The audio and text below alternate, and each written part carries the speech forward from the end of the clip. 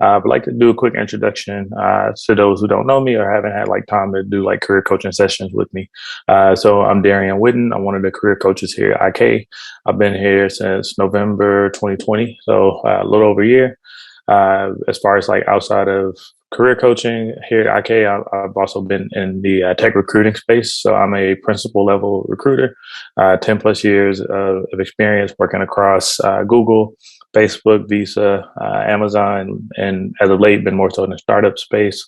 I had experience building out processes for L6 recruiting at Amazon, so I know the ins and outs of like the L6 and above. Also building out processes for like directors, hiring managers, and also just really building out like the prep material for that as well. Specialty being more so in the behavioral interview space, and also specialized in building out diversity. So that's I want to kind of switch over to you all real quick before I even go into that. How many of you all like have spent like a lot of time, at least I would say 50% of your time, like in terms, or even more, in terms of preparing for interviews, like focusing more so on the technical piece? And feel free to drop that in the chat area. But is everyone here pretty much spending time in some form or fashion, like focused on the technical piece? I'm gonna take that as a yes. Yep, cool. So pretty much it's going to be like the same thing. Yes, mostly. I like the honesty. But with behavioral interviews, it's one of those things you're going to pretty much have to dedicate just as much time because it does have a lot of weight tied to it. So, for example, I'll present this question to you: how many candidates clear technical interviews but get rejected for behavioral reasons? Is it A, less than 10%, B, about 33%, C, about 50%? What do we think? C, B, and sorry, B, greater than 60%. I see a couple of hands going up. Okay, I see them going back in. So a lot of people leaning more so towards C and B. So take it back to the survey here. And the survey says about 33%. And that's going to be more so for individual contributors. And then about 50%, that's going to be more so for like our managers. Also, the number also is going to include people who are like more in a non-technical role. So folks kind of like the project managers, program managers, TPMs, things of that nature. Like it's less on the technical side, but more on the behavioral side. So just making sure that you have those things buttoned up. But aside from that, a number of people are actually down leveled because of the behavioral interview. Like, so you can have all the experience, like you'll see, and I saw this a lot during my time at Amazon, where I focus on L6 hiring, where I would have, engineers with like 7 to 10 plus years of experience. And, on paper, they would be a level 6, but as they started going through the interview process with this, they would end up being down level. So, and a lot of people who aren't aware about it, like the down leveling, it's basically like, instead of being a senior, like they'll bring you down to mid-level. And whenever they do that, you're basically losing out on growth opportunity. You're also missing out financially as well. Like there are a lot of different, there's a major gap between those levels. So you just want to make sure that you're not missing out on money and really spending time prepping on both sides. So just want to make sure you guys aren't set up for failure on that.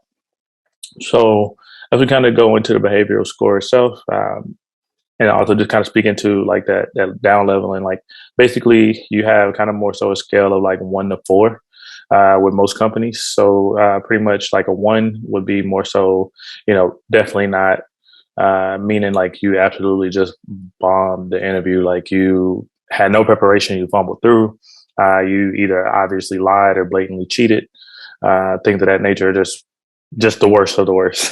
Then you have a no, which isn't, it's a bad thing, but it's not like the end of the world.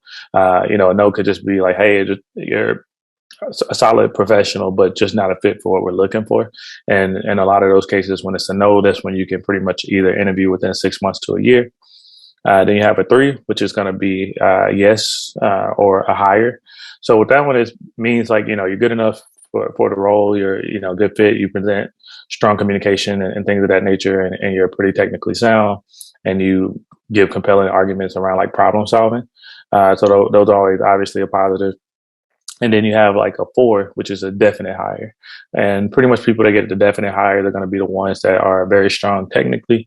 They have, great examples around problem solving and things of that nature. And in terms of like communication, they give communication that inspires people. So it's one thing to be like a great communicator, but another thing to be like an inspiring communicator. And also like they drive their driving processes. They're showing a lot of ownership, and they have like a really great attitude about things. So that's kind of like the scale all in all from like a 1 to 4. Just kind of help peel back the curtain a little bit. Because those are the conversations that we have as recruiters with the hiring managers as we like review the interview process. But some of the other factors that go into it, as I mentioned, communication. Are you a strong communicator? That's going to be more of a 3. If you're not a strong communicator, that's going to be more a 2 or 1. But if you're again given that inspiring communication, that's going to get you that definite higher of 4. Attitude also goes a long way. So that's going to be more so, how you present yourself.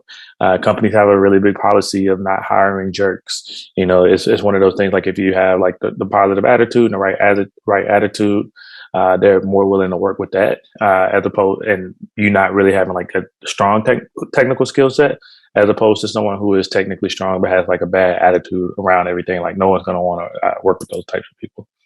Work ethic is going to be another big one for us out there. And work ethic probably means a lot more now than it did a couple of years ago, mainly because we've kind of switched to more of a remote workforce. And basically, they just want to make sure that you're able to like get the job done on your own, not having to have a lot of direction. So those are some of the things they look for in terms of like that behavioral score. Motivation, what drives and pushes you. It's one thing to have like a reason for things, but it's another thing to have like motivation, which kind of goes hand in hand with having discipline. So like, what are you just passionate about the technology? Are you trying to learn new skill set? What's the driving factor for you? Another thing is going to be ability to work with others, which I kind of alluded to as we kind of talked through attitude. Again, we're not working on an island here. You're pretty much working with teammates, so they want to make sure that you're able to get along in a sandbox for other people. A lot of times when you have someone who's not able to work with others, that's going to pretty much cause a lot more chaos in the workplace, and people aren't going to work with you, and you're going to start having people jump ship and leave teams. So don't want to set yourself up for failure on that.